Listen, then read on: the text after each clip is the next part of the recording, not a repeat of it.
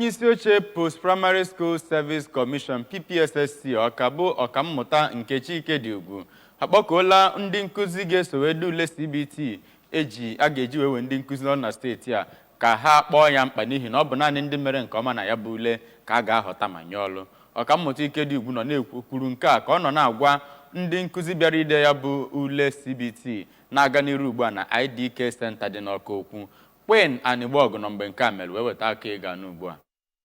Ya bụ ọkammụta Chike Ugwu kọwara na ya bụ ule nke a na-elele ugbu a bụ site na ntụziaka nke Gọvanọ Chukwuma Soludo iji wee kwanyite agụmakwụkwọ n'ime steeti a. O kwukwara na ụfọdụ ụmụ akwụkwọ na-anụ akụkọ banyere na a na-akwụ ụgwọ tupu elele ya bụ ule, nke ọkammụta Chike Ugwu jụkwara ụfọdụ n'ime ha ma ha sịrị na onweghị ihe dị otu ahụ. N'okwu ya, ọ kọwakwara na ya bụ ule nke a na-elele ugbu a bụ nke onyeisi PPSSC ahụ gwara ndị na-elele ya bụ ule ka ha gbaa mbọ hụ na ha mere one ha nwere ike ma hụkwa na onweghị onye ha nyere ego ọbụla tupu ha banye ilele ya bụ ule. Ọ gwakwara ha na ha ga-enwe mpụtara ozugbo ha lelechara ule ahụ. N'okwu ha dị iche iche, ndị so wee lele ya bụ ule bụ Chidimma Ezeama na Happiness Ọnwasọ kọwapụtara obi aṅụrị ha na ha mana ha ga-apụta